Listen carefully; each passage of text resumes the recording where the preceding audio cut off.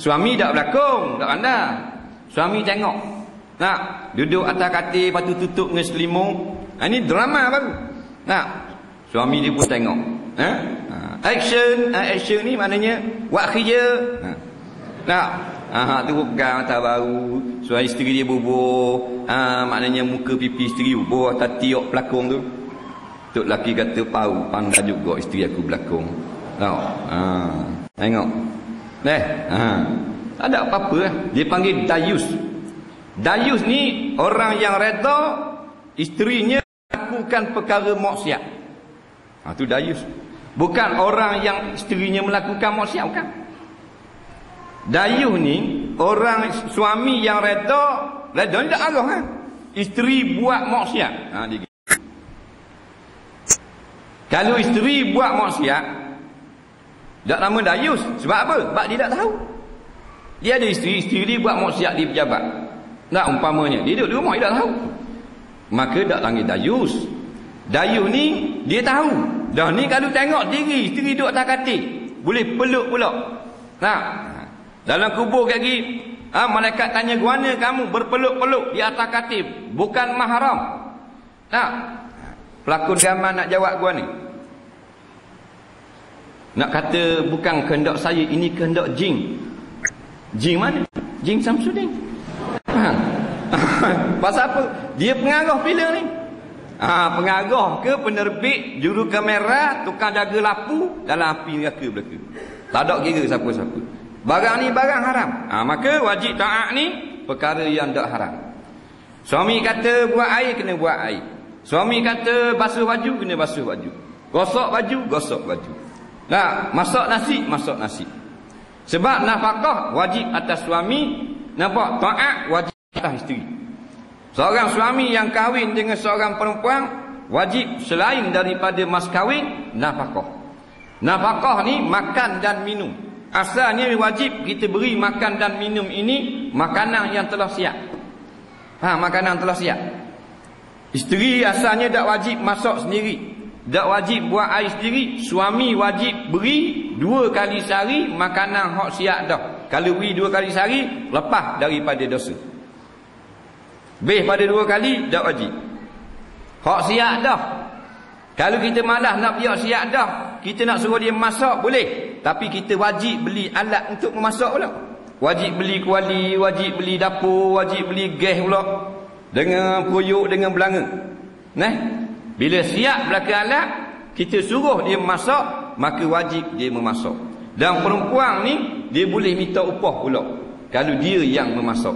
Pasal asalnya kita yang beli yang fresh, yang masak, yang telah bermasak, dan kita suruh dia basuh baju kita, hukumnya boleh minta gaji. Ingat tu perempuan. Kita basuh baju tu lelaki kita boleh minta. Sekali basuh sebeseng 5 riyal. Bulan ni kira bulan ni 20 beseng 100 riyal. Gosok baju sama selai kira mampu 400-500.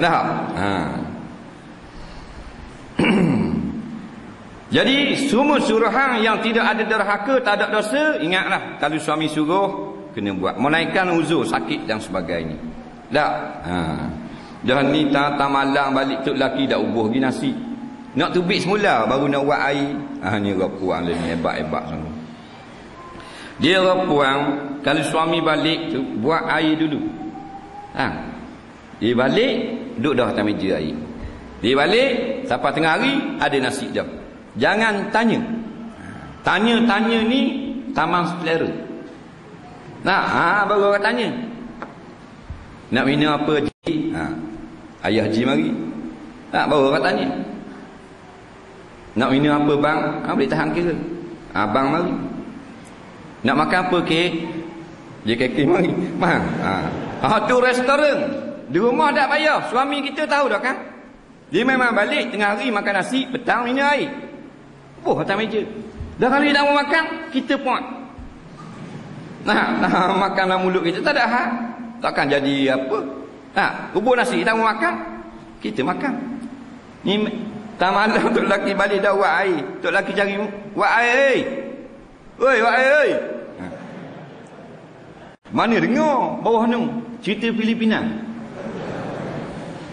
Le Lorenzo Saprorante. Mana dengar dah mengada pelengok mulu-mulu. Tak. Orang puang kau. Bodoh-bodoh sungguh. Tok laki kita kan. Dah. Buat air. Siapa masa baju basuh. Bila akak daripada tu baju jenis gosok lalu.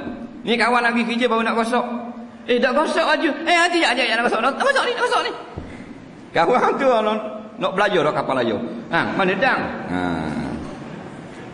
Jadi kena siap. Sebenarnya kalau dia hadap dengan kerja rumah tangga dia sama ni, juru.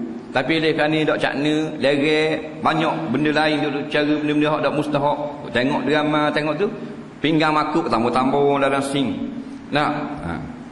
Pinggang hak dak basuh je sama ereh dengan kepala baik tu. Tolong untuk laki balik dak buka api nak basuh muka, pergi di sink, cocoh di sudu. Faham tak? Gerbu oleh kata. Dah penuh dalam sink, kawan tu sembang muka dalam sink nak basuh muka pedih. Nak? Cocong sudu, kasih selamat tu.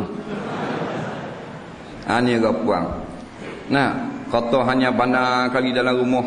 Nah, atas katil ni sepatutnya suami kita tak ada pasir suti dak lihat dia. Tu panggil orang belaki. Nak khabar beri. Dengar tak ni? Dak dia gitu bukan keras. Dia gitu. Pasir suti tak lihat dia. Nah, ni kata macam-macam jarun niti. Jadi jelujur je cocok ngata rawa kali. Dia cocok ikut dang di batang golek. Tok laki malah kan masuk peluk batang golek, menambung. Dah molek ni. Ni agak kurang kau. Macam-macam biasa dah. Dah kena TV dalam bilik, nak buat kerja dapur dah cerita sejak.